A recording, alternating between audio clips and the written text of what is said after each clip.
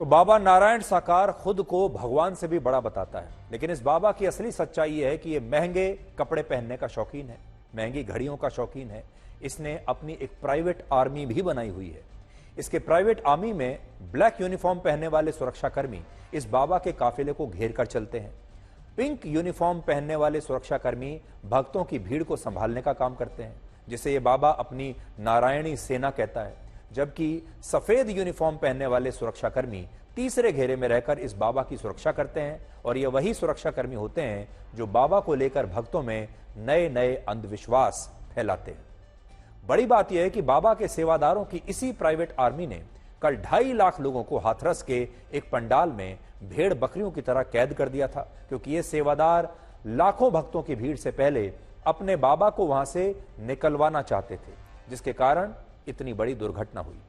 और इससे भी ज्यादा शर्मनाक बात यह है कि इस बाबा के हजारों सेवादारों ने भगदड़ के दौरान मारे गए लोगों को बचाने की एक कोशिश नहीं की, बल्कि इसी स्थान पर, इसकी जगह इन सेवादारों ने खुद को बचाने के लिए भक्तों की चप्पलें और उनका दूसरा सामान दूसरे मैदान में जाकर फेंक दिया, ताकि सबूतों के साथ छेड़छाड़ की जा सके, पुलिस को आगे चलकर सबूत न मिलें और बाबा नारायण साकार को इस मामले में कानूनी एक्शन से बचाया जा सके।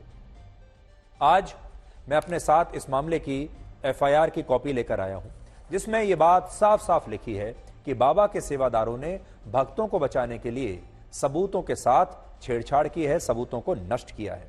और इस एफआईआर में लिखा है, आयोजनकर्ता द्वारा उक्त संगठन के पूर्ववर्ती कार्यक्रमों में जुटने वाली लाखों की भीड़ की स्थिति को छिपाते हुए इस कार्यक्रम में करीब 80,000 की भीड़ इकट्ठा होने की अनुमति मांगी थी, लेकिन लगभग 2.5 लाख से अधिक श्रद्धालुओं की भीड़ वहां पर इकट्ठा हो गई, जिसके कारण एवं आयोजक द्वारा अनुमति की शर्तों का पालन न किए जाने के फलस्वरूप जीटी रोड पर यातायात अवरुद्ध हो गया, जिसे ड्यूटी पर नियुक्त पुलिस अधिकारियों द्वारा सामान्य किए जाने का प्रयास किया जा रहा था। और फिर आगे कुछ और बातें भी इसमें लिखी हैं। दोपहर करीब 2 बजे श्रद्धालु जन, महिला, पुरुष और बच्चों द्वारा उनकी गाड़ी के गुजरने के मार्ग से धूल समेटना शुरू कर दिया गया।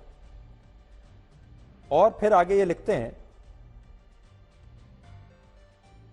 भीड़ के दबाव से बेतहाशा भाग रहे, गिरकर पड़कर कुचल रहे लोगों को रोकने तथा इस घटना में घायल हुए व्यक्तियों के मौके पर छूटे सामान, कपड़े, जूता, चप्पल को उठाकर निकटवर्ती खेत में फसल में फेंककर साक्ष्य छिपाए गए। इस प्रकार आयोजक और सेवादारों के उक्त कृत्य से बड़ी संख्या में निर्दोष लोग मारे गए हैं तथा गंभीर रूप से घायल हैं। तो देखिए, सेवादारों ने लोगों को नहीं बचाया, बल्कि खुद को बचाया।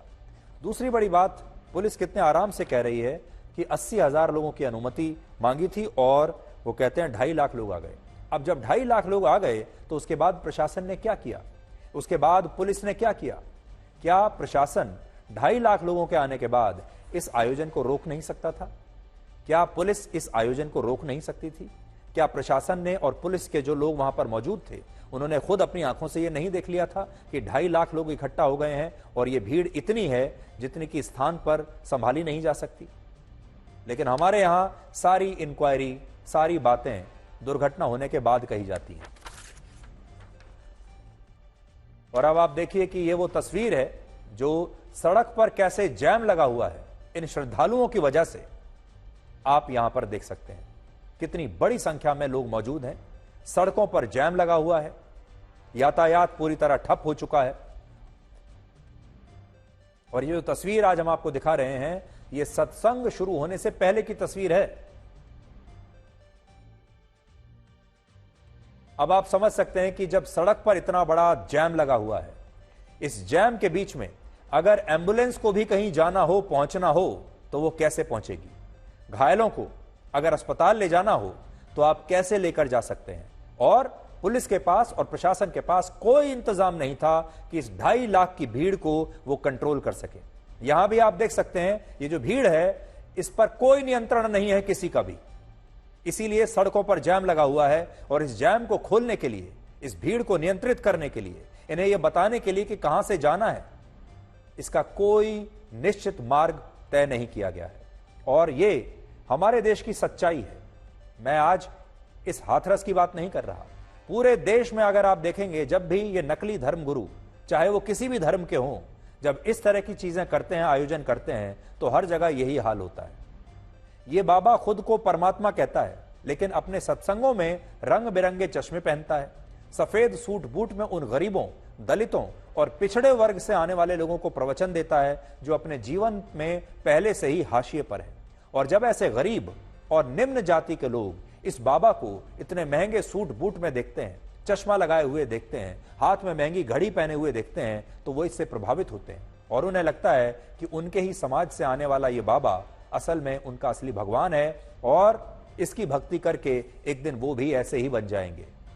उन्हें लगता है कि एक दिन हमें भी ऐसा ही बनना है और ये भगवान हमें अपने जैसा बना सकता है। लेकिन हकीकत में ऐसे बाबा और नकली धर्म गुरु भगवान नहीं होते, बल्कि ये लोगों की मजबूरी और उनकी तकलीफों का फायदा उठाकर उन्हें मूर्ख बनाते हैं, शोषण करते हैं और उन्हें अपनी प्रजा बना लेते हैं और खुद उस प्रजा के राजा बन जाते हैं। कहने को तो हमारा देश एक लोकतांत्रिक देश है, लेकिन इस देश में भी न जाने ऐसी कितनी प्रजाएं हैं, न जाने ऐसे कितने सांप्रदाय हमारे देश के अंदर बने हुए हैं जिनके अपने अपने भगवान हैं, जिनके अपने अपने राजा हैं, और वो प्रजाएं और वो सारे संप्रदाय के लोग वही करते हैं जो उनका राजा कहता है, वही मार्ग चुनते हैं जो उनका भगवान उनसे करने के लिए कहता है। और इस घटना में भी यही हुआ। बड़ी बात यह है कि इस मामले में बार बार दलितों के जाटव समाज का जिक्र आ रहा है, क्योंकि ये बाबा जाटव समाज से है और इसके ज्यादातर अनुयायी भी इसी जाटव समाज से आते हैं। और इसलिए आपने देखा होगा कि इस घटना में मारे गए सभी लोग या तो बहुत गरीब हैं और निम्न जातियों से आते हैं। असल में अगर आप देखेंगे तो हमारे देश में जो निम्न जातियों के लोग हैं वो गरीबी से तो पहले से ही परेशान हैं ही, साथ ही उनकी दूसरी दुखती रग है सम्मान।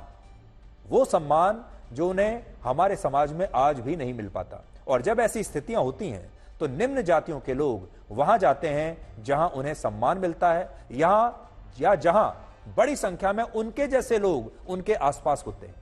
और फिर इस बाबा के पास भी बहुत सारे निम्न जाति के लोग इसीलिए जाते थे, और इसमें कुछ गलत भी नहीं है।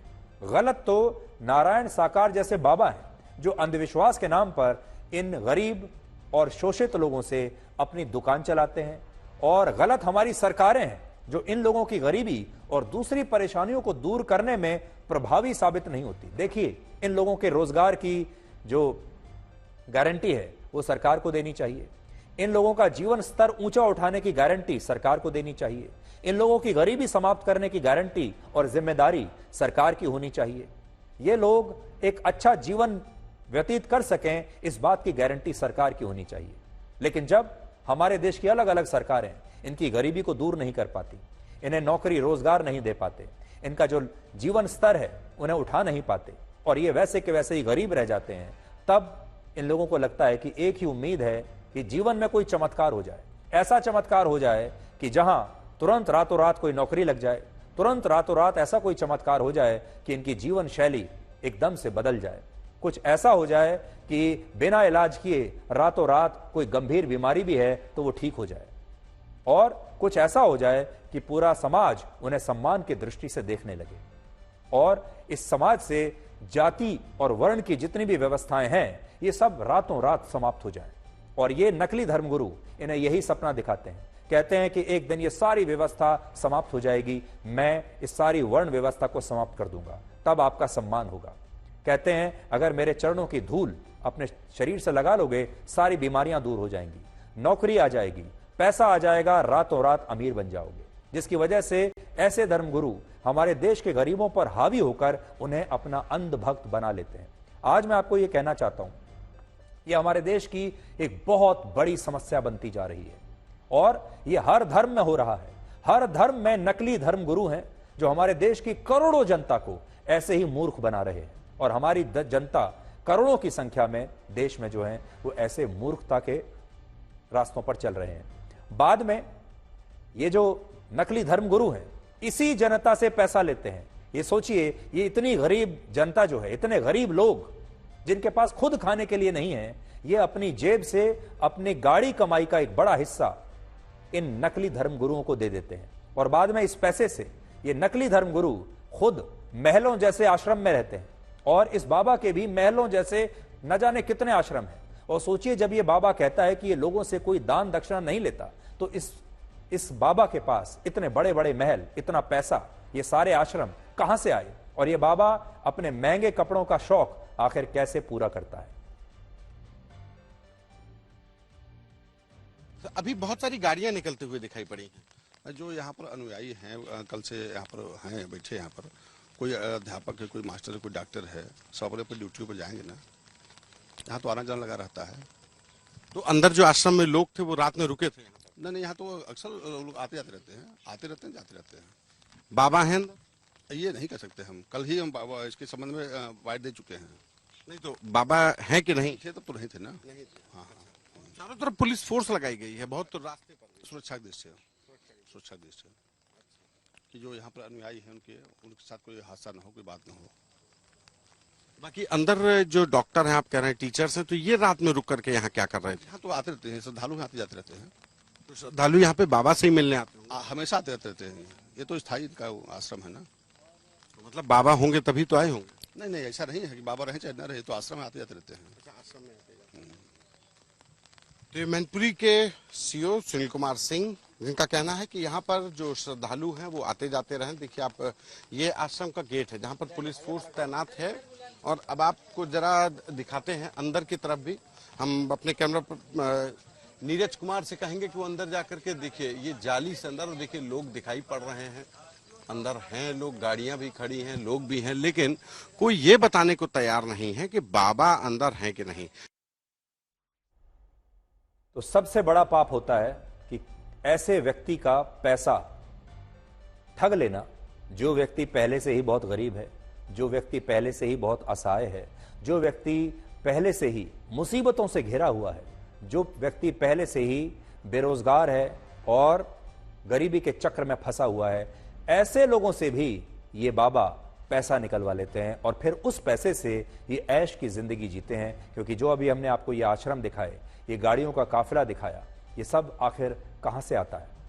हाथरस की घटना में बाबा नारायण साकार के वकील एपी सिंह ने उसकी तरफ से पहला बयान जारी किया है। तो सोचिए, इस बाबा ने भी अब अपना एक वकील कर लिया है और बाबा खुद तो गायब है, खुद कुछ कोई बयान नहीं दे रहा, लेकिन वकील के जरिए उसने अपनी सफाई आपके लिए भिजवाई है और कहा है कि जब भगदड़ हुई थी तब वो घटनास्थल से निकल चुका था और इस बाबा ने इस घटना के लिए समाज विरोधी तत्वों को जिम्मेदार बताया है। और बड़ी बात यह है कि इस बाबा का यह पहला बयान उसके जिस वकील ने जारी किया है, ये वही वकील है जिसने निर्भया गैंगरेप के दोषियों का भी मुकदमा लड़ा था और इन वकील साहब का नाम है एपी सिंह।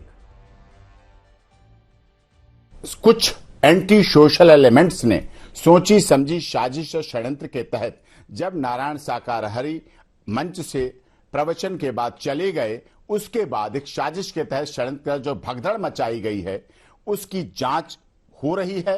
अच्छी तरह जांच हो। हम उत्तर प्रदेश पुलिस की जांच, एसआईटी जांच, सरकार पर पूरा तरह से धन्यवाद करते हैं कि वो अच्छी तरह से जांच कर रहे हैं। सजा मिले, जो भी दोषी हैं इसमें उनको दंड मिले, लेकिन जांच के साथ साथ इसमें पारदर्शिता होनी चाहिए। नारायण साकार हरि के जीवन में लोग कहते हैं पीछे भागे, उनके यहां कभी पैर छूने की प्रथा नहीं है, कभी उन्होंने जीवन में पैर नहीं छुलाए, उनके यहां कभी चंदा, दान पात्र, डोनेशन की कोई व्यवस्था नहीं है।